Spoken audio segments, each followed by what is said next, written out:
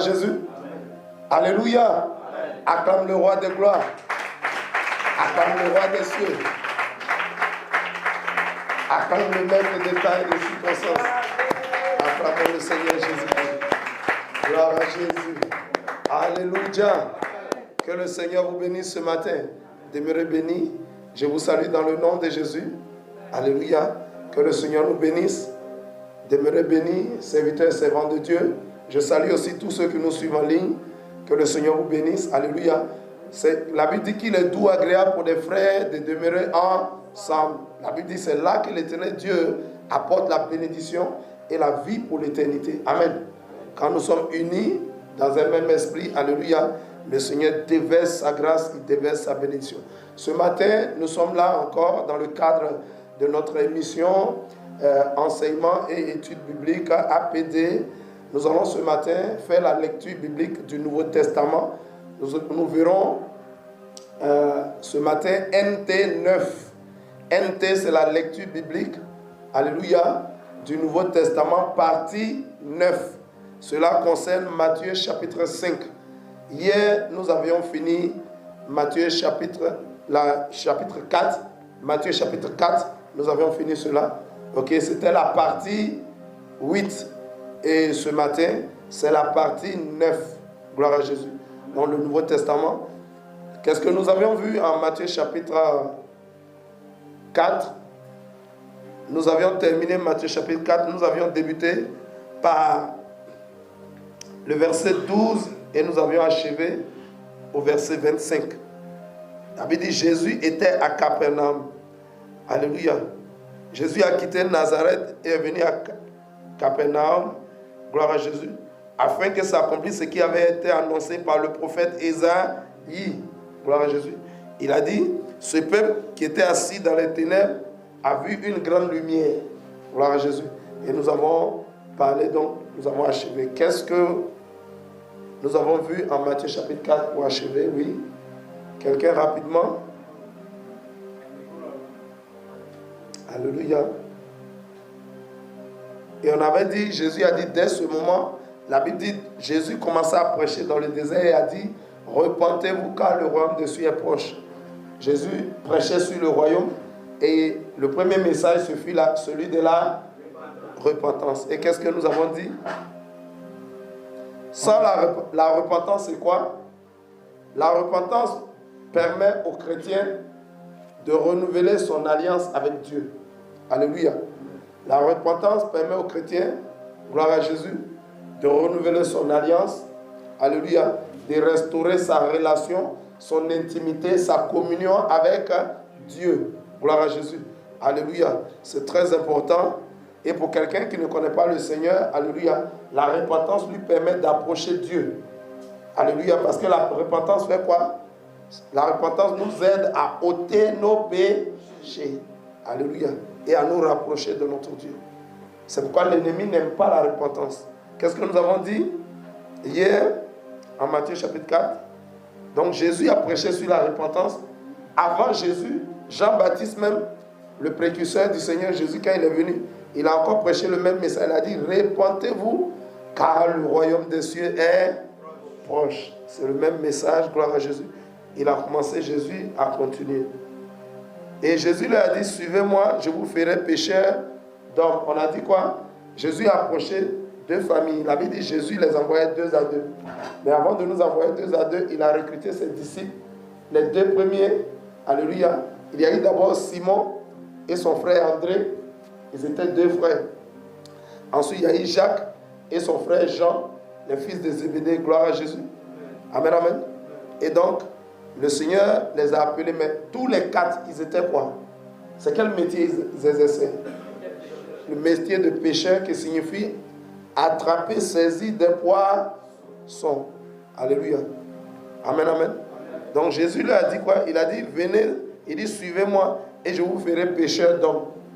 D'un côté, il y a les poissons, de l'autre, il y a les hommes. Entre les poissons et puis les hommes, qui est plus important? Jésus dit, actuellement, vous êtes en train de vous occuper des poissons. Mais moi, vous allez changer de travail. Alléluia. Vous allez changer de métier désormais. Vous allez pêcher des hommes. Ça veut dire quoi? vous allez attirer des hommes à Dieu. Gloire à Jésus. Vous allez leur annoncer la bonne nouvelle afin qu'ils suivent désormais leur Créateur Jésus-Christ de Nazareth. Amen, amen. Amen. Quelle leçon nous avons tirée là?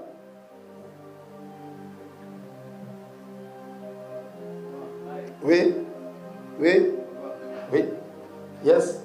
La leçon qu'on a fait ressortir, c'est qu'on a dit que quand eux pêchaient le poisson, ils réjouissaient leur cœur, voilà. Le cœur de leur famille. Très bien. On a vu qu'il y a de la joie dans le ciel quand un pécheur se répand. Yes. Donc quand Dieu t'appelle à le servir, il faut répondre pleinement pour réjouir le cœur de Dieu. Très bien. Amen. C'est exact.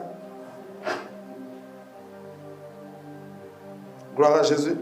C'est exact. Nous avons dit que, effectivement, le métier de pêcheur qui se tourne vers les poissons, alléluia, réjouissait le cœur des pêcheurs. C'est-à-dire quand ils pêchent, eux et leur famille sont dans la joie. Mais désormais, Jésus dit non. Le métier que vous faites, vous ne faites que réjouir, alléluia, votre propre cœur et réjouir vos familles. Mais désormais, vous allez aller au-delà de cela. Vous allez réjouir maintenant le ciel. Vous allez maintenant apporter la joie au... Et si un homme réjouit le ciel, qu'est-ce qui va descendre? Cette joie qui a été envoyée au ciel va faire quoi? Va ouvrir le ciel et ça va Et cette joie qui au ciel va descendre et les hommes seront aussi... Tant que Dieu est réjoui, alléluia, nous également, nous sommes réjouis. Gloire à Jésus. Quelle autre leçon on avait tirée? On a aussi dit qu'il y a eu changement d'identité. Il y a eu changement d'identité. Les pêcheurs de poissons sont devenus pêcheurs, donc c'est-à-dire serviteurs de Dieu. Serviteurs de Dieu, des pêcheurs. On a dit que c'est vrai que Jésus a dit les bénis pour ceux qui sont malades. Mais Jésus, c'est un bon médecin. Quand il vient, tu dois être guéri. Tu ne dois pas rester tout dans le même mauvais caractère. On dit Amen, Amen. C'est puissant. Donc le Seigneur dit, alléluia, il a changé leur métier, il a changé leur identité. Des pêcheurs de poissons, ils sont passés à métier de pêcheurs d'hommes. Ça veut dire serviteurs de Dieu. Gloire à Jésus. Servir Dieu, c'est servir qui? Servir Dieu, c'est servir les hommes. Alléluia. Il y en a qui veulent, je vais servir Dieu. Pour servir Dieu, là, c'est servir les hommes. L'homme, c'est qui? C'est ton sang, c'est ton prochain. Servir Dieu, c'est servir les hommes. C'est servir ton semblable. Alléluia. C'est aider ton semblable. Amen, amen. C'est pas le juger, c'est pas le condamner, mais c'est l'aider à grandir. Amen, amen. Donc, retenons, selon ce que nous avons dit, que servir Dieu, alléluia, Dieu est esprit. On ne voit pas Dieu. Mais quand tu dis je sers Dieu, en fait, tu sers ton prochain. Tu sers ton semblable. Tu aides ton frère. Alléluia. Amen, amen. Acclame la puissance de la parole de Dieu. Ça veut dire celui qui dit servir Dieu, mais qui ne sert pas son prochain, ne fait pas l'œuvre de Dieu. Celui qui dit qu'il sert Dieu, mais qui n'aide pas son semblable, alléluia. Amen, amen. On peut bâtir des grosses bâtisses, des grands temples. Mais pendant ce temps, si les hommes sont dans le besoin, ils sont dans la... Mais alléluia, ça sert à quoi? Gloire à Jésus. Servir Dieu, c'est servir les hommes. C'est pourquoi il a dit à Simon, il a dit à Pierre, il dit, Pierre, m'aimes-tu? Il dit, est-ce qu'il a dit, il faut t'occuper de moi? Il a dit, Pierre, si tu m'aimes, occupe, paie mes brebis. Les brebis, c'est qui? C'est les hommes. Amen. Donc il disait à Pierre, si tu m'aimes, mon œuvre là, c'est de t'occuper de mes brebis. Alléluia. Si tu as les moyens, si tu as quelque chose, donne à mes brebis, prends soin de mes brebis. Une brebis, quels sont les besoins d'une brebis? Une brebis, ses besoins c'est quoi? Hein? Qu'est-ce que le psalmiste disait? C'est de les envoyer vers des verts pâturages pour qu'ils puissent faire quoi? Ils puissent brouter l'herbe. Amen. Mais est-ce que quand le berger envoie les brebis vers les verts pâturages, est-ce qu'il coupe l'herbe pour mettre dans leur bouche? Il dit, le travail du berger, c'est de les conduire vers les verts pâturages et eux-mêmes là, c'est eux-mêmes qui broutent. Il dit, c'est aussi quoi? De les conduire vers les eaux paisibles. Il ne faut pas les conduire vers les eaux troubles. Il faut les conduire vers les eaux paisibles. Amen. Pour qu'elles puissent faire quoi? S'abreuver, c'est boire de l'eau. C'est elles-mêmes qui vont boire. Vous avez vu les brebis, non? Une brebis, qu'elle arrive vers des eaux paisibles, elle plonge, alléluia, et elle commence à boire l'eau. Le berger est là, il la surveille. Alléluia. La brebis aussi peut tomber malade. Qu'est-ce que le berger fait?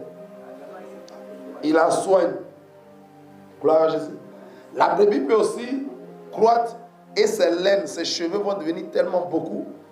Le rôle du berger, c'est de faire quoi? C'est de tondre la brebis. Gloire à Jésus. Amen, amen. Amen, amen. La brebis aussi peut se trouver en situation de danger. Alléluia. Elle peut se trouver en situation de danger. Qu'est-ce que le berger fait? Le berger, il protège la brebis. Il assure sa sécurité. Si le loup ravisseur vient, le berger fait quoi? Il fuit. Aïe. Il se dresse contre le loup pour protéger ses brebis. Jésus dit, je suis le bon berger. Acclame le bon berger. Gloire à Jésus. La brebis aussi se doit de faire quelque chose. En Psaume 23, l'Éternel est mon berger. Si l'Éternel est ton berger, le berger il est où? Alléluia. Le berger est là pour guider les brebis. Il est là pour leur montrer le chemin. Il est là pour les guider, pour les conduire. Ça implique quoi? Ça signifie quoi? Ça signifie l'obéissance. La soumission de la brebis, l'obéissance de la brebis. Quand le berger dit tourne à droite, la brebis doit faire quoi? Elle tourne à droite. Quand le berger dit à gauche, quand le berger dit on s'arrête, la brebis s'arrête. Gloire à Jésus. Amen, amen. C'est ça. Quand quelqu'un dit, souvent nous les chrétiens, nous disons, l'Éternel est mon berger, tu ne sais pas ce que ça veut dire. Alléluia. Quand tu dis l'Éternel est mon berger, ça implique la soumission totale. Quand tu dis l'Éternel est mon berger, ça implique l'obéissance totale. Si quelqu'un est ton berger, c'est lui qui te guide, c'est lui qui te dirige. Ça veut dire que tu ne diriges pas toi-même ta propre vie. C'est Dieu qui te montre le chemin. Mais si tu dis encore, vraiment Jésus là, je vais vraiment, le Seigneur me dit de faire ça, mais Jonas, est-ce que Jonas a obéi? Tu dois suivre le berger. S'il dit à gauche, tout le monde à gauche. Souvenez-vous quand l'Éternel Dieu conduisait le peuple hébreu dans le désert. Alléluia. Il était représenté dans les cieux, dans une flamme de feu la nuit. Alléluia. Alléluia. Et dans un nuage le jour. Il conduisait le... Amen. Mais Israël avait toujours les regards là-haut. Il travaille, il regarde là-haut. Il travaille, il regarde là-haut. Parce que quand la nuée commence à bouger, il s'en va. On fait quoi? On plie les bagages. Alléluia. On plie les tentes. Ils vivaient sous des tentes. Ils ne vivaient pas sous des maisons en dur. Ils plient les bâches. Les tentes, c'est comme une bâche. Alléluia. Et le Seigneur est là. La nuée bouge. Ça veut dire que le Seigneur veut partir. Quand il démarre comme ça, tous les Hébreux, avec leurs bagages le suivent. À un moment, la nuée tourne à droite comme ça. Tous les Juifs, quand la nuée tourne à gauche, quand la nuée s'arrête, c'est ici on va rester. Amen. Ils défacent leurs bagages et ils habitent là. Aussi longtemps, si la nuée reste 2 jours, ils restent là. Si la nuée reste 1 semaine, ils sont là. Si la nuée reste 1 mois, ils sont là. Si la nuée, dès que la nuée commence à bouger, eux aussi, ils se préparent. C'est ça qu'on appelle l'Éternel est mon berger. C'est-à-dire tu suis Dieu. C'est lui qui te conduit. Amen. Amen, amen. C'est pourquoi la Bible dit que si nous vivons, c'est plus nous qui vivons, mais c'est désormais Christ qui vit en... Celui en qui Christ vit, il est mort à lui-même et il est mort à ses péchés. C'est Christ qui le... Est-ce qu'un mort vit? Est-ce qu'un mort prend des décisions?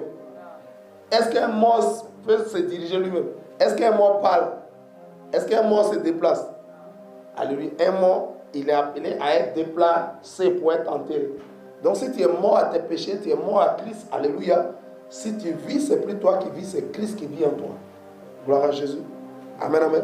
Donc tu ne te mets pas en avant, tu restes derrière et Christ te compte. Acclame la puissance de la parole de Dieu. Quelle autre leçon nous avons tiré encore? On va terminer les leçons. Alléluia. Qui se souvient des leçons? Gloire à Jésus. Amen, amen. C'est bon? On va commencer la lecture biblique d'aujourd'hui. Acclamons le Seigneur. Nous allons commencer la lecture biblique. Vous pouvez prendre Matthieu chapitre 5. Alléluia. Prenez vos Bibles s'il vous plaît. Tous ceux qui nous suivent en ligne, vous pouvez également vous munir de vos Bibles. Prenez vos Bibles, s'il vous plaît. Nous allons commencer l'étude biblique d'aujourd'hui. Nous allons commencer la lecture biblique. Nous sommes ce matin en NT 9, c'est-à-dire lecture biblique. Alléluia, lecture de la Bible du Nouveau Testament, partie 9. Ça correspond à Matthieu chapitre 5. Et je lis la parole. Vous avez vos Bibles? La Bible dit: voyant la foule, Jésus monta sur la montagne. Et après qu'il fut assis, il se fut assis, ses disciples s'approchèrent de lui. Alléluia. Amen, amen. Partout Jésus, la Bible dit, voyant la foule, partout notre Seigneur, notre Sauveur Jésus-Christ se déplaçait, il attirait quoi naturellement? Il attirait qui naturellement? Il attirait des foules. Pourquoi Jésus attirait-il des foules? Jésus n'a pas fait école biblique. Jésus n'a pas fait école pastorale. Alléluia. Amen, amen. Amen, amen.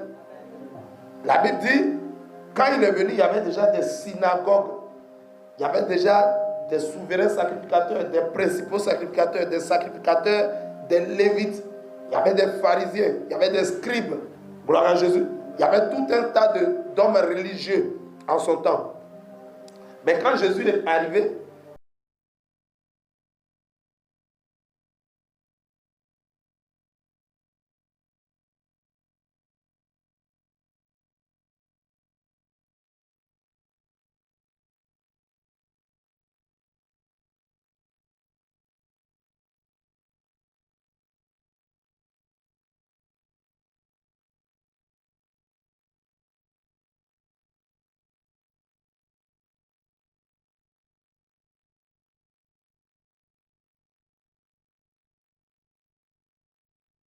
tradition.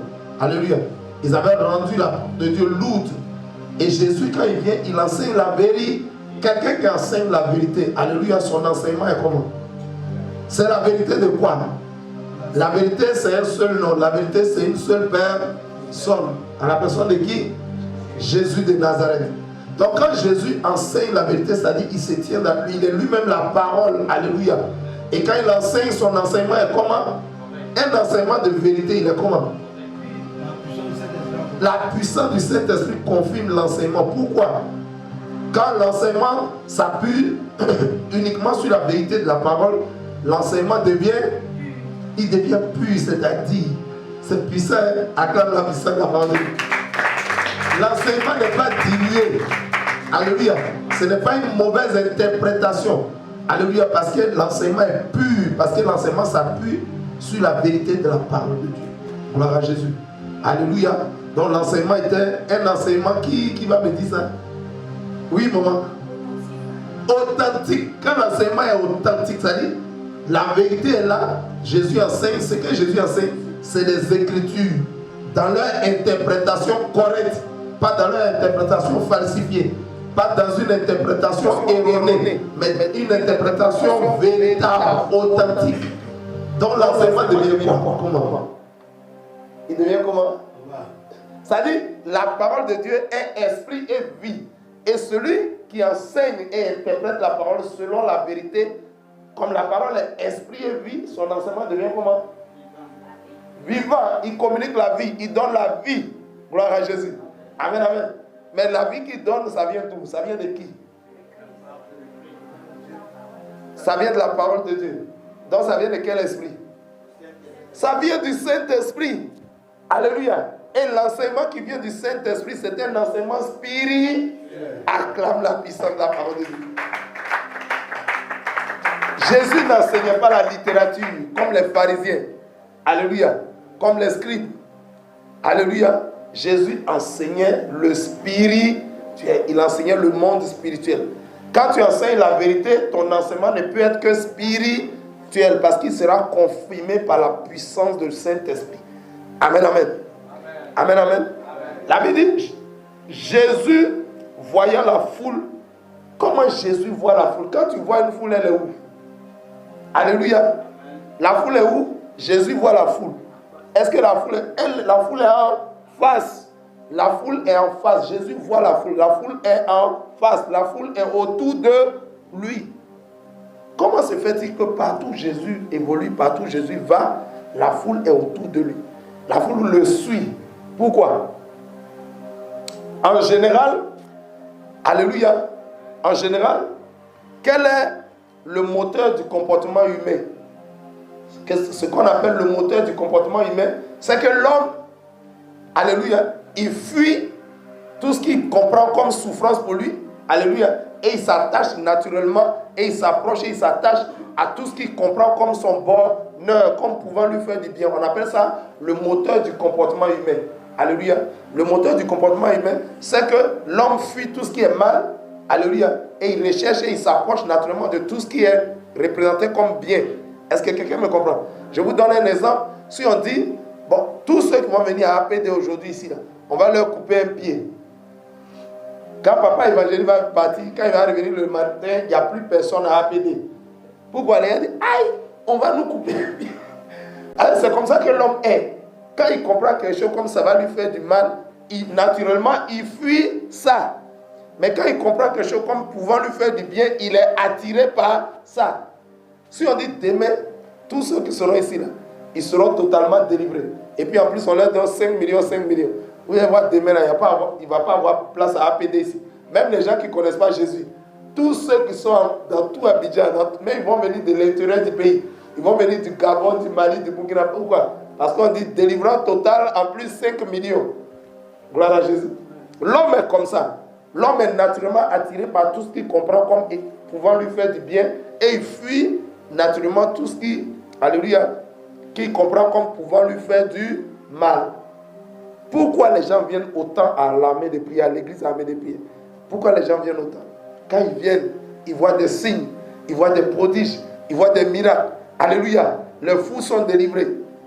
Alléluia. Les prostituées sont normalisées. Quand on dit prostituées, les gens aiment souvent regarder aux femmes.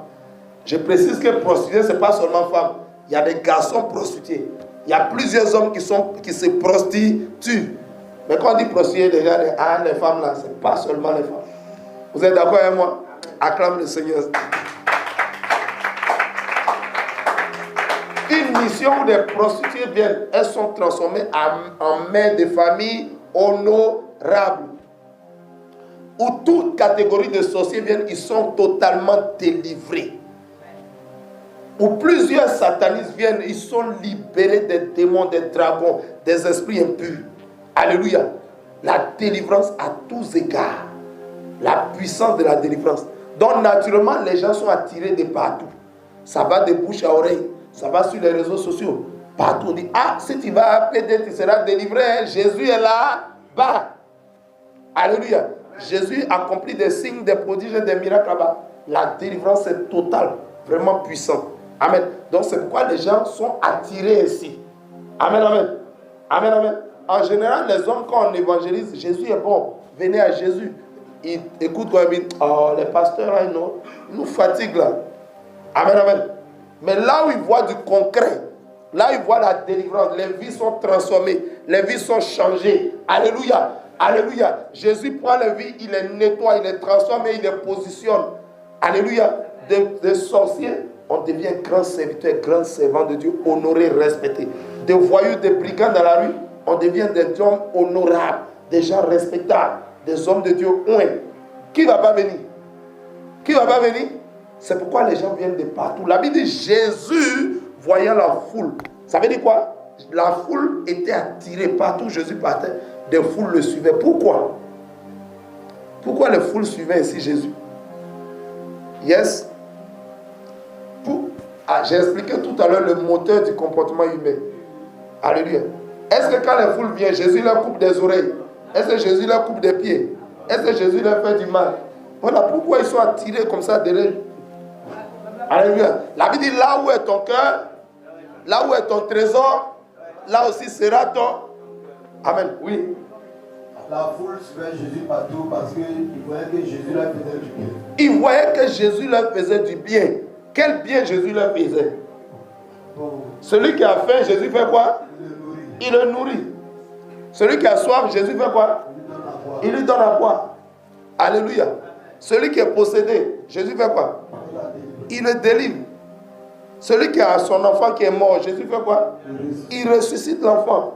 Ça là, les religieux de son temps ne faisaient pas ça. Celui qui a une bosse, comme la femme qui avait la bosse, Jésus dit, celle-là aussi est la fille d'Abraham. Il avait quoi? La femme s'est redressée, il n'y a plus de bosse. Gloire à Jésus. La femme qui avait la perte de sang depuis 12 ans. Aïe, 12 ans de perte de sang. C'est comme tu as menstrué pendant 1 an. Tu es embêté, tu es emmerdé. Ça continue pendant 2 ans, 6 ans, 8 ans, 10 ans, 12 ans. Alléluia. Ton chemin croise un jour celui de Jésus. Et tu es totalement gay. Qui ne va pas suivre Jésus? Acclame la puissance de Jésus-Christ de l'enfant. Qui ne va pas venir à Jésus? Alléluia. Alléluia. Jésus fait pas de... Jésus est le miracle. Amen, amen. Quand ta voix le rencontre, ta vie change, ta vie est transformée. Amen. Qui ne va pas venir à Jésus? Il n'est pas là pour bavarder. Ce n'est pas un religieux. Il n'est pas là pour faire des langues, pour discourir. Quand ta vie le croise, ta vie change. Alléluia. Quand la vie de Moïse, qui a tué un homme en Égypte, a rencontré celle de Jésus, sa vie a changé. Il est devenu un homme de Dieu. Quand Jacob, qui était un trompeur, sa route a rencontré celle de Jésus, Jacob est devenu comment? Il est devenu il est devenu victoire, Israël. Alléluia. La femme, alléluia, de Naïm, qui avait le fils qui était mort. Alléluia, le cortège de la mort sortait de la ville. Et le cortège de la vie rentrait, et le cortège de la vie qui était conduit par Jésus, et le cortège de la mort. Quand les deux cortèges se sont rencontrés, quelque chose c'est... Aïe! Ta route ne peut pas croiser Jésus et puis quelque chose ne va pas se passer. C'est que tu n'as pas réellement croisé Jésus. C'est que tu n'as pas réellement rencontré mon Jésus. Alléluia. Il est le Dieu de la transformation. Il a dit, mais à qui passe là? On dit, il a perdu son enfant, c'était son fils. Il dit, arrêtez-vous. Il dit, arrêtez. Jésus vint, il a touché le cercueil. Il dit, petit, il dit, déposez le cercueil. Il a touché le petit. Il dit, petit, lève-toi. Et le jeune homme se leva. Sa maman dit quoi? Non seulement c'était une veuve, elle n'a plus de mari pour être soutenue, mais elle n'a qu'un seul fils, c'est son seul enfant qui va l'aider. Lui aussi, il est mort. Elle n'avait plus aucun espoir. Jésus est celui-là qui nous donne l'espoir. C'est pourquoi les foules le suivaient. Acclame la puissance de Jésus. Là où tu es désespéré, c'est Jésus-Christ qui te donne de l'espoir. Alléluia. Tant qu'il y a la vie, il y a toujours de l'espoir. Avec Jésus, il y a toujours de l'espoir. Ne te décourage pas, serviteur, servant de Dieu. Alléluia. Tant que tu vis, il y a toujours de l'espoir. Alléluia. Prends courage. Le Seigneur est avec toi. Amen. Donc la Bible dit, Jésus voyant la foule. Donc les foules suivaient Jésus parce que Jésus, alléluia, il était le salut de l'humanité. Alléluia. Jésus était celui qui est venu, la Bible l'appelle le Messie. Alléluia. Le Messie, c'est un sauveur, c'est un envoyé. Alléluia. C'est un oint. Le Messie, c'est un oint qui vient pour nous apporter, alléluia, la solution à notre problème, à notre souci. Alléluia. Qui vient pour nous racheter. Il est le sauveur de l'humanité. Donc, la foule, ayant vu Jésus dans cette dimension, partout il passait, la Bible dit Jésus, voyant la foule, alléluia, il y avait une foule qui suivait Jésus. Qu'est-ce que cela suscitait naturellement de la part des religieux de son époque? Le petit, il est arrivé tout de suite. Nous, on a fait des écoles de théologie. Lui, il n'a pas étudié. Et nous, au lieu de nous suivre, la foule le suit. Mais vous ne réglez pas le problème des hommes. Alléluia. Vous ne réglez pas leur problème. L'homme est comme ça. Celui qui règle son problème, il le suit. Alléluia. Il le suit. Donc Jésus drainait naturellement des foules. Et la Bible dit, Jésus voyant la foule, il monta sur la montagne. Quand il a vu la foule, il est monté sur la montagne. La Bible dit, et après qu'il se fut assis, ses disciples s'approchaient de lui. À quel moment les disciples de Jésus se sont approchés de lui? Quand il s'est assis. Gloire à Jésus. Alléluia. Alléluia. Est-ce que les religieux étaient assis? Non. Alléluia. Les hommes n'aiment pas suivre des gens qui sont instables. Alléluia. Des gens qui ne sont pas assis. Gloire à Jésus. Est-ce que tu es assis dans la parole? Alléluia. Est-ce que tu es assis dans le ministère? Est-ce que tu es quelqu'un de stable? Est-ce que tu es un homme de Dieu à qui le peuple peut faire confiance? Si tu es assis, Les foules vont s'approcher de toi. Les disciples vont s'attacher à toi. Les disciples vont se connecter à toi. Pourvu que tu sois à... Acclame la puissance de la parole. Quelqu'un n'a pas compris. Les hommes n'aiment pas les gens qui sont instables. Ils aiment les gens assis. Alléluia. Pourquoi les hommes viennent à l'église armés de prière, à la mission armée de prière? Parce que l'homme de Dieu est assis dans le spirituel. C'est un homme assis. C'est un homme stable. Naturellement, les foules et les disciples vont s'approcher de lui. Gloire à Jésus. Pourquoi? Parce qu'il est instable? Non. Parce qu'il est... La Bible dit, il est assis. La Bible dit, après qu'il se fut assis, ses disciples s'approchaient de lui. Verset 2. Puis, ayant ouvert la bouche, il les enseigna. Amen, amen. Amen, amen. Pourquoi Jésus est monté sur la montagne? Vous connaissez la montagne? Oui. La montagne est symbole de quoi? La montagne est symbole de la présence de Dieu. Gloire à Jésus. Très bien. Amen, amen. La montagne est symbole de la présence de Dieu. Amen, amen. Donc pour que un serviteur, un leader puisse mieux paître le troupeau, les brebis de Jésus, il doit faire quoi? Il lui faut constamment monter sur la montagne afin d'être assis spirituellement. Gloire à Jésus. Pour paître le troupeau de Jésus, tu ne vas pas rester toujours. Il faut monter sur la montagne. Ça veut dire qu'il faut rechercher la face de Dieu. Il faut rechercher constamment la présence de Dieu. Quand Moïse monta sur la montagne, il fut 40 jours là-bas. Et 40 nuits, quand il est descendu à quoi? Il est descendu à quoi? Il est descendu à les 10 commandements. Il est important pour un homme de Dieu de souvent monter sur la montagne. Alléluia, sur la montagne, il y a quoi? Il y a la présence de Dieu. Et là où il y a Dieu, il y a les grâces de Dieu, il y a l'élévation, il y a la faveur de Dieu, il y a la puissance de guérison, il y a la puissance de restauration, il y a la puissance du salut. Alléluia. Donc en tant que... si tu veux acclamer, tu acclames bien. Vous imaginez un homme de Dieu qui ne monte pas régulièrement sur la montagne. Il va donner quoi au peuple? Il va donner quoi au peuple? Il va donner la chair au peuple. Il va donner la chair, il sera charnel. Alléluia. Mais s'il monte régulièrement la montagne de Dieu, la Bible dit quoi? À la montagne de Dieu, il sera pourvu. La montagne de Dieu, il y a la présence de Dieu là-bas. Et la Bible dit que l'Éternel, il est Yahvé Jireh, le Dieu qui pourvoit. Gloire à Jésus. Si tu montes sur la montagne, Dieu va pouvoir. Et avec cette provision, tu vas descendre ça sur le peuple. Amen. Amen. L'onction. Tu montes à la montagne, tu vas descendre avec l'onction. La Bible dit quand Moïse est monté sur la montagne, il est descendu. Il avait les 10 commandements. Il avait la parole de Dieu qui symbolise la puissance de Dieu. Et il a fait quoi? Il a communiqué les 10 commandements au peuple. Amen. Si tu montes sur la montagne, tu vas descendre avec la provision pour bénir le peuple. Alléluia. Pas par la chair, mais par le spirit. La Bible dit, vous avez été déjà bénis de toutes sortes de bénédictions dans les lieux célestes. Quand on parle de bénédictions dans les lieux célestes, il s'agit de bénédictions spirituelles. Gloire à Jésus. Qui sont supérieures aux bénédictions physiques et charnelles. Amen, amen. Amen, amen. Lorsque Jésus est monté sur la montagne, alléluia, il a commencé à enseigner le peuple. Aïe! Est-ce que quelqu'un comprend la révélation qu'il est dedans? Amen. Si tu montes sur la montagne, tu vas recevoir l'enseignement. Alléluia. Tu cherches quoi? L'onction. L'onction se trouve où? Sur la montagne. Alléluia. Tu cherches les miracles. Les miracles se trouvent où? Sur la montagne. Alléluia. Tu cherches la puissance de délivrance, la puissance de guérison. Ça se trouve où? Sur la montagne. Tu cherches la puissance de l'enseignement. Ça se trouve où? Sur la montagne. Il te faut monter sur la montagne. Alléluia. Quand Jésus est monté sur la montagne, la Bible dit, il ouvrit la bouche et automatiquement, il les enseigna. L'enseignement pur et véritable, l'enseignement de la vérité se trouve sur la montagne. Ah, que quelqu'un acclame la puissance de la parole. Alléluia. Amen, amen. Amen, amen. Si tu montes sur la montagne, ta bouche va s'ouvrir et tu vas commencer à enseigner. Amen, amen. La montagne est symbole de quoi nous avons dit? La présence de Dieu. Comment entre-t-on dans la présence de Dieu? Oui?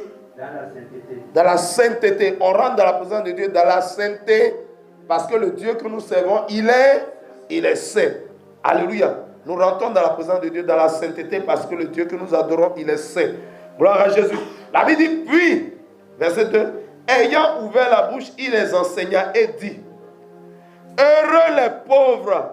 en esprit, car le royaume des cieux est à eux. Alléluia. Un pauvre en esprit, c'est qui? La Bible dit heureux. Alléluia. Le Seigneur Jésus a commencé à donner un enseignement. La Bible dit, quand il est monté sur la montagne, il a commencé à enseigner le peuple. Gloire à Jésus. Amen, amen. Quel type d'enseignement le Seigneur Jésus a donné a commencé à donner aux foules? Oui. Amen. Est-ce que c'est un enseignement charnel? Non. Est-ce que c'est un enseignement qui vient de la chair? Non. Oui. C'est un type d'enseignement spirituel. C'est un enseignement spirituel. Quel enseignement on appelle ce... Quel titre on peut donner à ce chapitre? Matthieu chapitre 5. La circoncision du cœur. La circoncision du cœur, oui. Alléluia, la circoncision du cœur. On peut dire quoi encore d'autre comme titre? Gloire à Jésus. Allons-y rapidement. Quel autre titre on peut donner? Le serviteur a proposé. Qui d'autre? En général, cet enseignement, on appelle ça comment? On dit Jésus est monté sur la montagne. Il a commencé à enseigner ses disciples. Ce n'était pas n'importe quel enseignement. Hein? L'enseignement que Jésus a donné là, ça venait de Jésus lui-même. C'est pas enseignement, c'est pas enseignement. Alléluia. Vous savez, dans l'esprit, dans le spirituel, tout enseignement est réellement une nourriture. Tout enseignement est une nourriture. Gloire à Jésus. Mais il y a enseignement et puis enseignement. Tout enseignement est une nourriture. De la même manière que le riz, le foutou, alléluia, et les autres nourritures sont la nourriture de notre corps, alléluia. La parole de Dieu est la nourriture de notre âme et de notre esprit. Jésus a commencé à leur donner un enseignement spirituel qu'on appelait comment? Donne-moi le titre de Matthieu 5.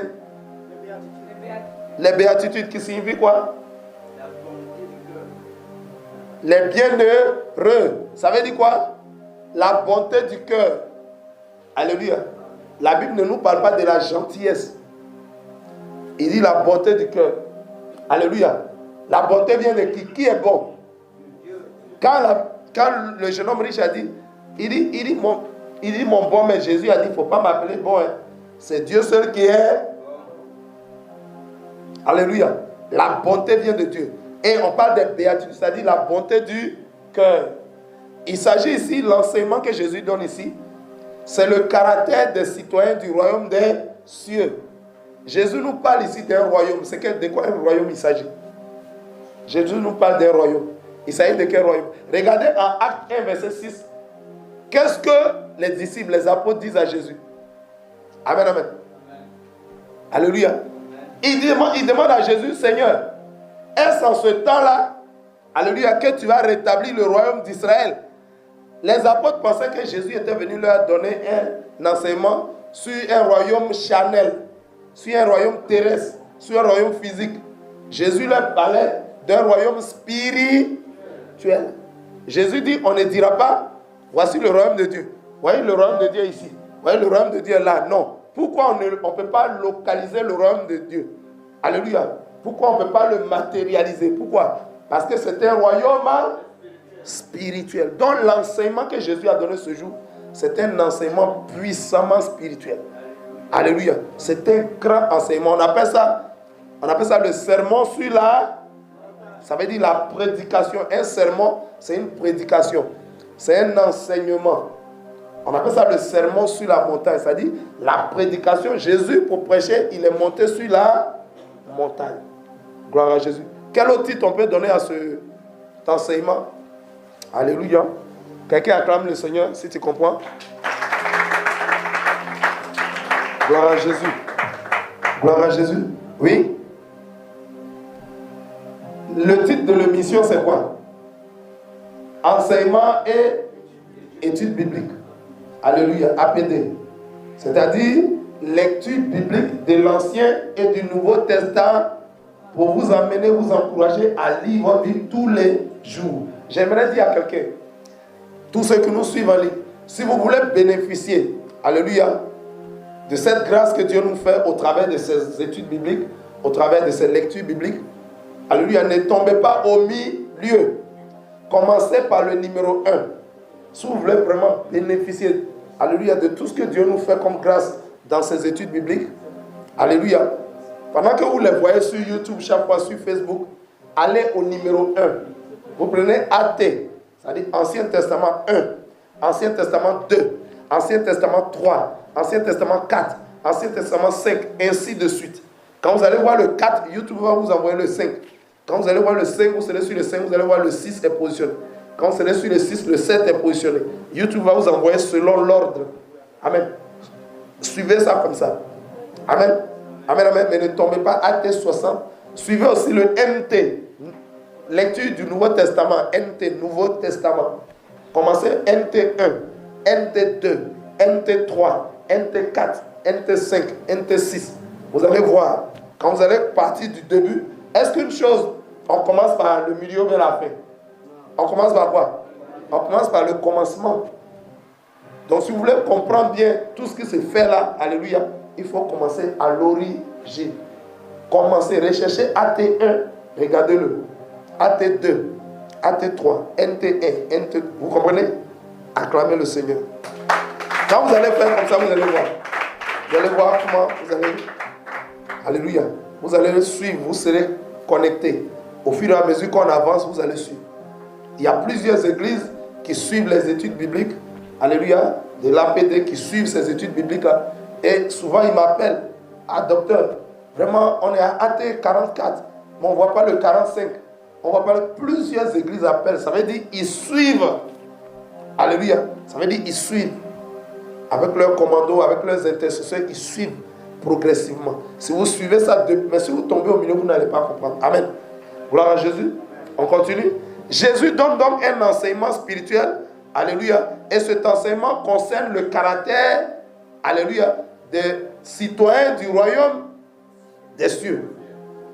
C'est-à-dire, c'est le caractère de ceux qui vont entrer au ciel. Ceux qui vont aller au ciel, c'est leur caractère qui est là. C'est ce qu'on appelle le sermon sur la montagne. C'est quoi Jésus dit bienheureux. Ça veut dire heureux ceux qui ont ces dispositions spirituelles. Gloire à Jésus. Et nous commençons, il dit heureux les pauvres en esprit, car le royaume des cieux est à eux. Il dit heureux les pauvres en esprit. Un pauvre en esprit, c'est qui? Oui? Un pauvre en esprit? Gloire à Jésus.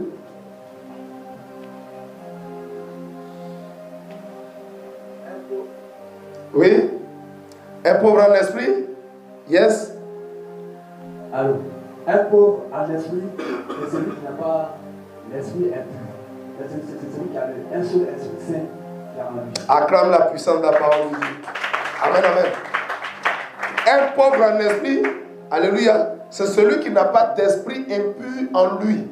Gloire à Jésus. C'est celui qui n'adore qu'un seul esprit, qui ne vénère qu'un seul esprit, qui est l'esprit du Dieu vivant, l'esprit de Jésus-Christ de Nazareth. C'est celui qui s'attache au Saint-Esprit. Alléluia.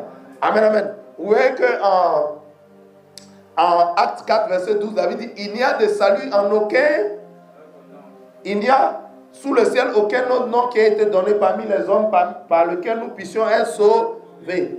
1 Timothée 2, verset 5 dit quoi? Il y a un seul Dieu. Il n'y a pas plusieurs dieux. Il y a un seul Dieu. Et aussi un seul médiateur entre Dieu et les hommes, Jésus-Christ. Acclame la puissance de la parole. Alléluia. Alléluia. C'est quoi la Bible dit à 1 Jean chapitre 4 verset 1? La Bible dit, ne prêtez pas foi à tous les esprits. Un pauvre en esprit, alléluia, c'est celui-là qui n'adore qu'un seul esprit. Alléluia. Qui ne vénère qu'un seul esprit, l'esprit du Dieu vivant, le Saint-Esprit. Gloire à Jésus. Et si tu ne vénères que le Saint-Esprit, le Saint-Esprit est comment? C'est un esprit d'humilité. Tu seras dans l'humilité. Alléluia. Tu seras dans la bonté. L'Esprit de Dieu va te communiquer son caractère. Il va te communiquer sa nature. Alléluia.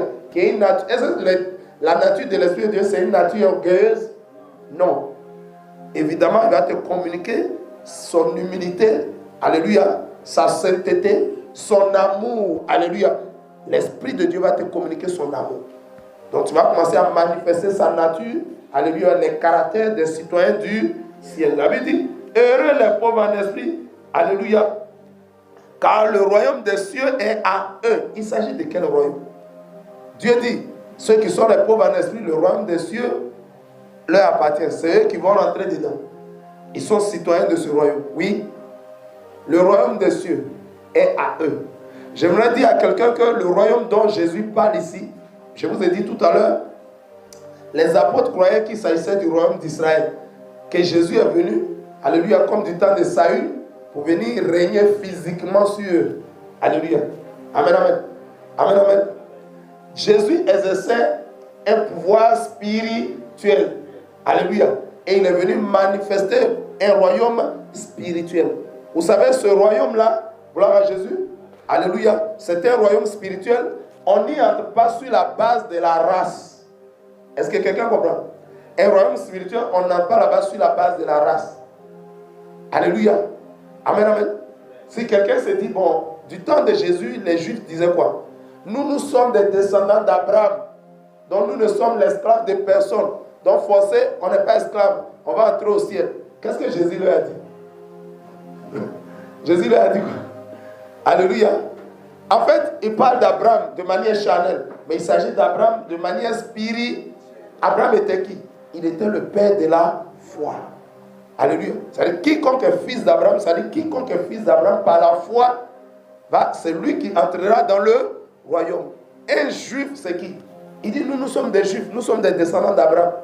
Est-ce que parce que tu es juif, tu vas aller au ciel? Alléluia. Est-ce que parce que tu es juif, un juif c'est qui? Le mot juif, alléluia, c'était la Bible dit que Jacob a eu 12 fils. Et le 4e fils du nom de Judas, ce sont les descendants de Judas qui s'appelaient des juifs.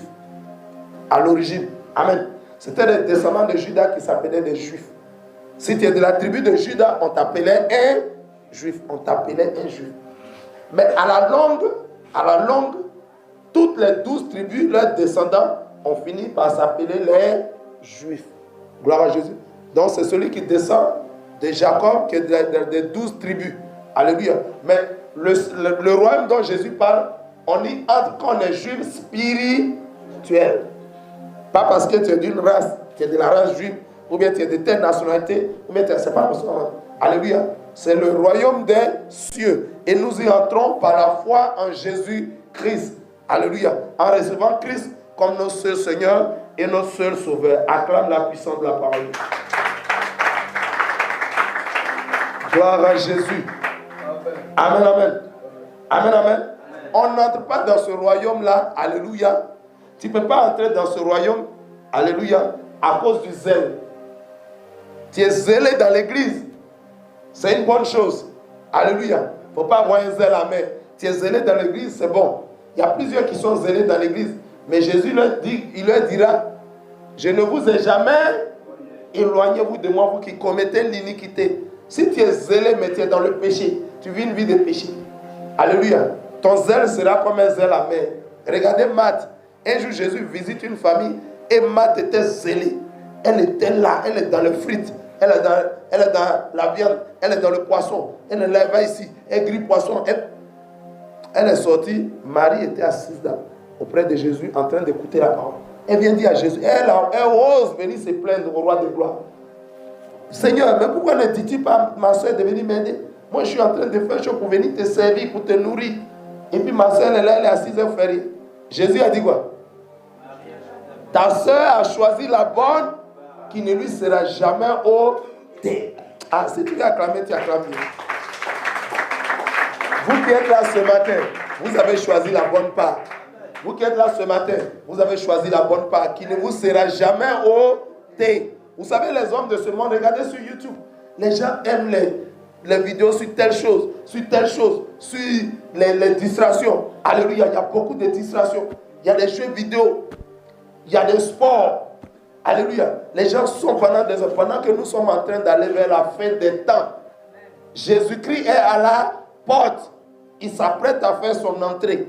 Tous les signes des temps, les guerres, les conflits régionaux, les conflits mondiaux, la famine, alléluia, le climat qui est désorienté, toutes ces choses, les maladies, les épidémies, ça préfigure la fin des temps. Pendant ce temps, au lieu que l'homme s'attache à son créateur, au lieu que l'homme recherche son créateur, alléluia, parce que si Dieu nous envoie, Jésus-Christ nous envoie, nous devons lui rendre compte de la vie qu'il nous a donnée. Tu es venu sur la terre. Je t'ai envoyé sur la terre. Tu as fait quoi de ta vie? Nous devons tous rendre compte de notre vie. Mais les gens sont là dans les distractions. Alléluia. La distraction, c'est le diable qui a créé tout ça. Les gens vont être là devant un match de foot. 45 minutes, ça fait 90 minutes. Tu perds 90 minutes. Après, on va te mettre prolongation. Tout ça, c'est pour te captiver devant la distraction. Vanité d'un, vanité. Tout est vanité. Au lieu de se préoccuper aujourd'hui, si je quitte sur la terre, où je vais? Est-ce que je vais en enfer ou bien est-ce que je vais au paradis? Au lieu de chercher la face de ton Créateur, tu es dans la distraction. Gloire à Jésus. Amen, amen. La Bible dit, le royaume des cieux sera à ceux qui sont pauvres en esprit. Le royaume n'est pas donné à des gens qui sont zélés. Alléluia. Si tu manifestes le zèle comme Marc, le royaume n'est pas pour toi. Le royaume ne sera pas donné à ceux qui ont des richesses. Vous vous souvenez de l'homme riche et du pauvre Lazare? L'homme riche, il avait tous les moyens. Il avait des bassins. Il avait des habits de fin lait. Est-ce qu'il allait au ciel? Quand il est mort, il allait où? Il avait oublié quelque chose. Alléluia. C'est que nous ne sommes pas éternels dans la vie physique. Gloire à Jésus. Nous devons rendre compte. Il avait oublié. Il portait des habits luxueux. Alléluia. Et le pauvre Lazare, cependant, venait fouiller dans les restes qui laissaient là. Et même ses chiens venaient lécher les plaies du pauvre Lazare. Mais il ne s'est pas soucié du pauvre. Et le jour où il est mort, parce que la mort ne connaît pas riche. La mort ne connaît pas les riches. La mort ne connaît pas les mendiants. La mort ne connaît pas bébé. Même si tu es bébé, tu peux mourir. La mort ne connaît pas les adolescents. La mort, tu peux être riche. La mort s'en fout. Elle va forcément t'atteindre. Alléluia. Amen, amen. Tu peux être enfant. Tu peux être adolescent. Tu peux être bébé. Tu peux être adulte. Tu peux être femme. Tu peux être homme. Tu peux être vieillard. La mort ne connaît pas tout ça. La mort va visiter chacun de nous. Alléluia. Donc pendant que tu le sais, il faut te préparer à la rencontre de ton Dieu. Il faut te préparer. La Bible dit, prépare-toi à la rencontre de ton Dieu. Parce que les temps sont mauvais. Alléluia. Parce que les temps sont proches. Jésus-Christ est à la porte. Acclame le Seigneur Jésus-Christ. Quand le riche est mort, il avait oublié, la mort l'a pris. Il se retrouve quelque part là-bas et il commence à... Il dit, hey, Abraham, papa Abraham, il faut dire à Lazare de m'envoyer un peu d'eau, je souffre trop ici. Tu penses que Lazare est ton boy? Alors ce temps, il voit Lazare est là-bas dans la félicité éternelle. Amen, amen. Il dit, bon, si vous pouvez... Abraham dit, entre vous et nous, là, c'est pareil. On ne peut pas quitter ici pour passer là-bas. On ne peut pas quitter là-bas pour passer ici. C'est séparé. Il dit, au moins, envoyer quelqu'un, un mort, il va aller prévenir mes frères qui sont là-bas, qui vivent dans la luxure, qui vivent dans l'impureté, dans la fornication. Allez les prévenir. Je ne veux pas qu'ils me trouvent ici. Ici, on souffre trop. Abraham a dit quoi? Ils ont sur la terre là-bas, tes frères, là, ils ont des pasteurs, des apôtres, des docteurs, des prophètes, des évangélistes qui sont en train de prêcher jour et nuit. Ils n'ont qu'à les écouter. Ils n'ont qu'à les écouter seulement. Mais on n'a pas besoin d'enlever quelqu'un ici dans la mort pour aller leur prêcher. Les vivants qui les prêchent, ils n'ont qu'à les écouter. Gloire à Jésus. Amen, amen. La mort ne connaît pas les riches. Donc, tu n'entreras pas dans ce royaume-là parce que tu es riche. Alléluia. Même si tu as des milliards, tu ne peux pas rentrer au ciel. Gloire à Jésus. Amen, amen. On n'entre pas non plus dans ce royaume par la force. Ce n'est pas parce que tu as des âmes, ce n'est pas parce que tu es fort physiquement, que tu as la force physique que tu peux rentrer là-bas. C'est vrai ou c'est faux? Alléluia. On entre comment? La Bible dit ce sont les pauvres. Gloire à Jésus. Quand la Bible parle des pauvres, la Bible parle de tous ceux qui sont rejetés. Ceux qui adorent qu'un seul esprit. Alléluia. Mais à cause de leur foi en ce seul esprit-là, ils sont comment? Ils sont combattus. Ils sont persécutés. Ils sont rejetés. Regardez tous ceux qui adorent Jésus dans tous les pays du monde. Alléluia. Parce qu'ils ont accepté de servir ce seul esprit, le Saint-Esprit, le Dieu vivant, Jésus-Christ de Nazareth. Ils sont comment? Ils sont combattus. Ils sont persécutés. C'est pourquoi la Bible dit, ce sont eux qui sont les pauvres en esprit. Ceux qui ont choisi de servir un seul Dieu, le véritable Dieu, Jésus-Christ de Nazareth. C'est la Bible appelle les pauvres en esprit. Acclame la puissance de la parole. Donc si tu as accepté Jésus, tu seras rejeté. tu seras méprisé. C'est un peu l'image, je vais donner quelques catégories de personnes. Alléluia. C'est un peu l'image de ces catégories de personnes. Les publicains. Un publicain, c'est qui? Un publicain, c'est un collecteur d'impôts. C'est-à-dire, il encaisse les impôts. Gloire à Jésus. Si on voit ça dans notre monde aujourd'hui, là, ce sont ceux qui travaillent à l'impôt. Les douaniers, ceux qui travaillent à l'impôt, tout cela. Alléluia. Gloire à Jésus. Ces personnes, du temps de Jésus, étaient méprisées. Ils encaissaient. Et souvent aussi, ils avaient un peu quelques attitudes de malversation. Alléluia. D'escroquerie. Alléluia. Donc, les gens les méprisaient. Ils étaient rejetés. Vous voyez? Mais la Bible nous dit clairement, lorsque vous voyez, alléluia, acclame le Seigneur. En Luc chapitre 18, deux hommes sont montés au temple pour prier. Il y avait un publicain et il y avait un pharisien. Le publicain qui est collecteur d'impôts, ceux qui encaissent des impôts, il a dit quoi? Il n'arrivait même pas à lever la tête, mais il avait la tête baissée. Il s'est frappé la poitrine. Seigneur, je suis désolé. Je reconnais mon péché. J'ai fait ce qui est mal à tes yeux. Je ne suis même pas digne d'élever la voix, d'ouvrir la bouche pour te parler. Il était dans une repentance sincère. Pendant ce temps, le pharisien, il dit, Seigneur, je te rends grâce de ce que je ne suis pas comme ce publicain qui est là. C'est un escroc, un ravisseur, un voleur. Alléluia. Mais la Bible a dit quoi? De ces deux-là, l'un a prié, l'autre a prié, mais c'est le publicain qui a été exaucé. Dieu a reçu favorablement sa prière. C'était une prière d'humilité. Il a fait la prière. Donc un pauvre en esprit, c'est celui qui se tient dans l'humilité, dans la beauté. Les publicains. Les samaritains. Alléluia. Les pauvres en esprit, c'était aussi l'image de quelques samaritains. Gloire à Jésus. Amen, amen. Jésus donnait toujours l'exemple d'un samaritain. La Bible parle, alléluia, des 10 lépreux. Gloire à Jésus. Les 10 lépreux en Luc 17, verset 16. Il y a 10 lépreux qui passaient, ils ont vu Jésus, dit Jésus, il faut nous aider. Jésus dit, allez vous montrer au pasteur. Pendant qu'ils y allaient, ils voyaient qu'ils sont totalement guéris. Il y a un seul qui est revenu. Jésus dit, il est venu, il lève les mains vers le ciel. Il adore Dieu et puis se jette devant Jésus. Et puis se prosterne. Il remercie le Seigneur. Jésus a dit quoi? Où sont les 9 ans? 10 n'ont-ils pas été guéris?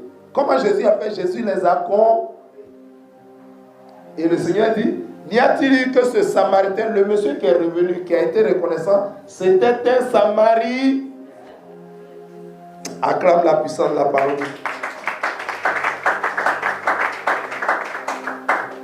Alléluia. En Luc chapitre 10, la Bible parle d'un homme qui a été agressé par des brigands, un voyageur qui a été agressé par des brigands. Et cet homme-là, alléluia, il y a un sacrificateur qui est venu. C'est l'image d'un homme de Dieu. Quand il a vu cet homme blessé, il a regardé, il a eu pitié de l'homme et puis il est parti. Après, un lévite vint, il a regardé l'homme, il a eu pitié de lui, il est parti. La Bible dit, quand le Samaritain est venu, il n'a pas eu pitié, il a eu compassion. On a expliqué la dernière fois la différence entre la pitié et la compassion. Alléluia. Celui qui a compassion, il agit. Il ne prend pas seulement, il regarde, il ne constate pas seulement. Au-delà du constat, il agit, il aide. Et lui, il a aidé le monsieur, l'homme blessé. Et Jésus dit, c'était un Samaritain. Les Samaritains en général qui ne sont pas considérés, alléluia, c'était des rejetés. Le Seigneur Jésus prenait souvent exemple sur eux. C'est pour dire quoi? Spirituellement, la leçon, c'est que ce que les hommes ne considèrent pas là, c'est ce que Dieu considère. Amen. Alléluia. Alléluia. Il ne faut jamais mépriser un homme. Il faut respecter tout le monde. Il ne faut pas regarder à l'apparence des gens et puis les mépriser. Lui, il est qui? C'est elle qui? Alléluia. Il faut respecter tout le monde. En général, les hommes de ce monde-là, ils respectent qui? Les brigands. C'est eux, ils respectent. Vous avez vu, quand Jésus devait être crucifié, on dit crucifié. On a dit, l'homme a dit quoi? Je veux libérer un. Il a dit, il faut laisser Barnabas. Brigand là. Lui qui tue les hommes, c'est lui qu'il faut libérer. Mais Jésus qui n'a rien fait, on dit, il faut le crucifier. C'est que les hommes considèrent là, Dieu ne considère pas ça. Alléluia. Les prix de Nobel, prix Nobel. À qui les hommes de ce monde donnent ça? Ils donnent ça à qui? Le prix est censé être donné aux meilleurs, aux gens bien. Alléluia. Si c'était Jésus là, mais regardez à qui Jésus donne les prix. Jésus dit, les pauvres en aise, prix. À qui d'autre Jésus donne? Il dit quoi? Le royaume des cieux sera à eux. Acclame la puissance de la parole de Dieu. Gloire à Jésus. Ok. Amen, amen. Amen, amen. Deuxième béatitude, verset, la Bible dit quoi? Verset 4. Il dit, heureux les affligés, car ils seront consolés. Qui entre au ciel? C'est les pauvres en esprit. Qui va entrer au ciel encore? Un affligé, c'est qui? Celui qui a le cœur abattu. Celui qui a le cœur attristé. Il est triste. En un mot, celui qui est triste, qui a le cœur abattu, il est qui? Il est affligé, c'est-à-dire il pleure. Quelqu'un qui est chagriné, il a le chagrin. C'est quelqu'un qui pleure, il se lamente. Gloire à Jésus. En général, c'est dans quelles circonstances nous pleurons? Alléluia. Nous pleurons dans quelles circonstances en général? Micro. Aïe, c'est dans le cas de... Quand on est en deuil, on ne pleure pas. Quand on est en deuil, on pleure. Alléluia. Dans les difficultés aussi, on pleure. Dans la souffrance aussi, on pleure. Dans les moments de tristesse aussi, on pleure. Gloire à Jésus. Mais ce qui m'intéresse aujourd'hui, c'est ceux qui sont en deuil. En général, on voit dans les quartiers, dans les régions, des gens qui s'attroupent pour pleurer. Tout ça, c'est parce qu'ils sont en deuil. La Bible dit ceux qui sont affligés. Celui qui est affligé, c'est celui qui est en deuil. Mais de quel deuil il s'agit ici? Puisque nous sommes dans le spirit. Ceux qui sont affligés, c'est ceux qui mènent deuil sur leur péché. Alléluia. À cause du péché et de ses conséquences. Quelqu'un qui mène deuil sur son péché, il fait quoi? Il pleure sur son péché, c'est qui? C'est un homme. Aïe, tu es là, Seigneur Jésus. Je te demande pardon. J'ai péché. C'est un homme répand. Aïe, tu pleures sur ton péché parce que, ça va être, alléluia, parce que tu es attristé par le péché et ses conséquences. Tu regrettes. Alléluia. Donc tu es en train de te repentir. Alléluia. Ceux qui sont affligés, alléluia, ce sont ceux qui, alléluia, qui se repentent. Amen, amen. De leur faute, de leur péché. Mais pour se repentir, il faut reconnaître son péché. Tu en prends conscience, alléluia. Et donc, tu fais deuil de ton péché. Qu'est-ce que cela produit? La repentance produit. Les pleurs sur son péché produit quoi? La repentance. Et la repentance conduit à quoi? Au salut. Celui qui pleure sur son péché, ça le conduit à la repentance. Et la repentance le conduit au salut. Et s'il est sauvé, il entre où? Il est bien pour entrer au ciel. Acclame la puissance de la parole. Gloire à Jésus. Alléluia. Alléluia. Ceux qui mènent deuil sur le péché sont consolés, alléluia, par leur nouvelle vie en Christ. Quand tu mènes deuil sur ton péché, tu es consolé par la nouvelle vie en Christ. Jésus dit quoi? Ceux qui mènent deuil, ceux qui sont attristés, ceux qui sont affligés seront consolés. Par quoi sommes-nous consolés? On est consolés par quoi? Il dit, ils seront consolés. Aujourd'hui, pendant que tu as vu ta vie de péché, tu t'es repenti. Alléluia. Tu as fait le deuil du péché tout seul. Gloire à Jésus. Qu'est-ce que tu obtiens? Après la repentance, nous obtenons quoi? Nous obtenons la misérie. Les péchés sont ôtés. La Bible dit quoi? Jean 1, verset 12.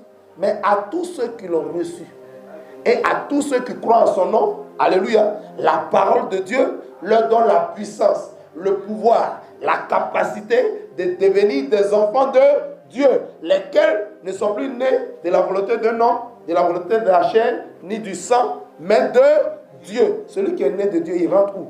Il est qualifié pour entrer où?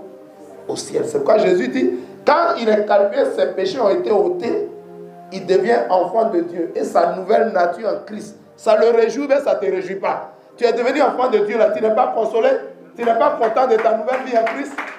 Est-ce que tu n'es pas réjoui? Alléluia. Ce n'est pas tout le monde qui peut avoir ça, la nouvelle vie en Christ. Ce n'est pas tout le monde. Il y a des gens qui ont des milliards. ils auraient bien aimé entrer dans ce royaume. Vous avez vu, on a pris tout à l'heure l'exemple de l'homme riche. Est-ce qu'il a pu entrer? Est-ce que son argent lui a permis de rentrer? Aïe, mais toi-même, tu peux ne même pas avoir 5 francs. Alléluia. Mais à cause du fait que tu as reçu Jésus dans ton cœur, tu as une nouvelle nature en Christ.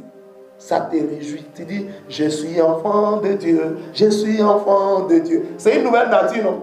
Ta nouvelle naissance te réjouit. C'est pourquoi Jésus a dit, tous ceux qui sont affligés seront consolés. Cette nouvelle nature en Christ te console. Acclame la puissance. Ça te console ou bien ça ne te console pas? On dirait que quelqu'un n'est pas consolé de sa nouvelle nature en Christ. Alléluia. On dirait que quelqu'un n'est pas consolé de sa nouvelle identité. Tu as désormais une nouvelle identité. Tu as désormais une nouvelle nature. Alléluia. Tu as désormais un nouveau passeport pour entrer au ciel. Tu as ton billet, tu as ton passeport. Alléluia, pour entrer au ciel. Gloire à Jésus. Alléluia. Le jour de l'enlèvement, gloire à Jésus, tu vas aller là où Jésus est, tu seras là-bas avec lui. Est-ce que quelqu'un comprend la puissance de la parole? Acclame le Seigneur. Gloire à Jésus. Amen, amen. Amen. Quelqu'un comprend très bien. Le deuxième dit quoi? Verset 4. Heureux les affligés, car ils seront consolés. Est-ce que quelqu'un comprend l'enseignement spirituel de Jésus? Désormais, ce que tu as gagné en Christ, alléluia, cette nouvelle nature, cette nouvelle naissance, ça te console ou bien ça ne te console pas? Ça te console de toute cette vie mauvaise que tu as vécue dans le paganisme. Tu es réjoui, tu dis, je suis un enfant de Dieu. Je suis un citoyen céleste. Je suis héritier de Dieu et je suis co-héritier avec Jésus-Christ de Nazareth. Tu n'es plus n'importe qui. Quand tu marches, tu transportes le Saint-Esprit. Car le Saint-Esprit a fait de toi sa demeure, son habitation. L'Esprit de Dieu vit en toi. Ah, si quelqu'un comprenait sa nouvelle nature. Alléluia. Tu n'as pas payé ça. Tu as reçu cela gratuitement. Amen. Amen. Amen, amen. Amen, amen. On n'a pas payé ça, on a reçu gratuitement. C'est pourquoi tu te dois de marcher dans la sainteté, dans la pureté. Quelque chose que Jésus a payé un fort prix, tu dois te réjouir pour ça. Amen, amen. On peut encore étudier une béatitude. Allons-y dans le verset 5. La Bible dit, heureux les débonnaires, car ils hériteront la terre. Un débonnaire, c'est qui? Alléluia. Débonnaire veut dire la douceur. Débonnaire veut dire la douceur. Ceux qui sont des débonneurs, ils sont doux. Ils ont la douceur qui exprime quoi? Dans la douceur, il y a quoi? Humble. Hein? Ils sont humbles, oui. Soumis. Ils sont comment? Soumis. Ils sont soumis, très bien. Donc ils sont soumis, ils sont humbles. Acclame la puissance de la parole de Dieu. Alléluia. La douceur, alléluia, exprime 3 qualités. L'humilité, la tendresse, alléluia, et la patience. L'humilité, la tendresse, la patience. Dans ces 3-là, il y a l'amour, alléluia, il y a l'amour dedans. Amen. La simplicité. Gloire à Jésus. Amen, amen. La Bible dit quoi? Heureux les débonnaires, c'est-à-dire heureux ceux qui sont doux. Et dans la douceur, on a dit, il y a quoi? L'humilité, la simplicité, la tendresse, la patience, la soumission, l'obéissance. Voici le caractère des débonnaires, la simplicité. Gloire à Jésus. Mais regardez, dans les deux premières béatitudes, le Seigneur dit, ils hériteront le ciel. Ils hériteront le ciel là-dedans. Mais ici, dans la 3e, le Seigneur dit quoi? Il dit, ils hériteront la terre. C'est-à-dire celui qui est un débonnaire, gloire à Jésus, spirituellement, avant d'entrer dans le royaume, sur la terre ici, là, quelles sont ses caractéristiques, les caractères? Humilité. Quelqu'un qui est humble, est-ce qu'il aura beaucoup de problèmes sur la terre? La Bible dit l'orgueil précède la chute, mais l'humilité précède la... Quand on va te voir humble, quand on dit, le monsieur il est bon pour apprendre ce poste-là, il est humble, c'est un gars simple, il n'est pas compliqué. Alléluia. Les hommes vont parler de toi. Alléluia. De tes bonnes caractéristiques et ça va te permettre d'être comment? D'être élevé. Amen, amen. Amen. Sur la terre déjà. Tes bénédictions vont commencer sur là. Avant d'entrer au ciel, tu vas hériter la terre. Gloire à Jésus. Quelqu'un qui est tendre. avec les autres. Il n'est pas violent, il est tendre. Il a la tendresse, il a l'amour. Il manifeste l'amour. L'amour agape. Est-ce qu'il va avoir des problèmes avec les hommes sur la terre ici? Amen, amen. Quelqu'un qui est patient, on lui dit une chose, il est dans un véhicule. Les gens traînent, mais il est là. Les autres s'énervent, lui il est calme. Les autres s'énervent, les autres rentrent dans la colère. Lui il est calme. Alléluia. Donc, le débonnaire, c'est une manière de se comporter avec son prochain. Gloire à Jésus. Amen, amen. Le débonnaire peut se mettre en colère, mais il contrôle sa colère. Il maîtrise sa colère. Celui qui est débonnaire, alléluia, c'est la force maîtrisée, c'est la force sous contrôle. Gloire à Jésus. Quelqu'un comprend très bien? Ça ne veut pas dire que le débonnaire ne peut pas se mettre en colère. La Bible dit quoi? Quand vous vous mettez en colère, que le soleil ne se couche pas sur votre colère. Le débonnaire, il peut même se mettre en colère, mais il contrôle sa colère. La maîtrise de soi. La maîtrise de soi. Alléluia. Quelqu'un comprend, acclame le Seigneur? Qu'est-ce qui amène le débonnaire à contrôler sa colère? Est-ce que c'est son propre caractère, c'est sa chair? Qu'est-ce qui l'amène à contrôler sa colère? C'est la parole de... Le débonnaire contrôle sa colère en s'appuyant, en obéissant à la parole de Dieu. Constamment. Je vous ai dit ça tout à l'heure. La Bible dit quoi? Quand tu te mets en colère, que le soleil ne se couche pas sur ta colère. Gloire à Jésus. La colère n'est pas une bonne chose. Dans le spirituel, dans l'esprit, la colère ouvre la porte aux esprits impurs. Alléluia. La colère ouvre la porte aux attaques. Ne te mets pas en colère. Gloire à Jésus. Donc le débonnaire, par ses bons caractères, il va hériter le ciel, mais il va commencer sur la terre. Acclame la puissance de la parole de Dieu. Est-ce que quelqu'un comprend? Les débonnaires hériteront la terre. Quelles sont les leçons qu'on a retenues? Rapidement, leçon. Amen, amen. Demain, nous allons continuer. Aujourd'hui, on s'est arrêté sur 3.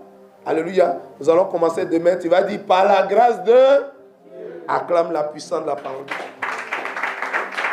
Donc nous retenons en leçon que Jésus, le royaume de Jésus était un royaume spirituel. Ce n'est pas un royaume charnel.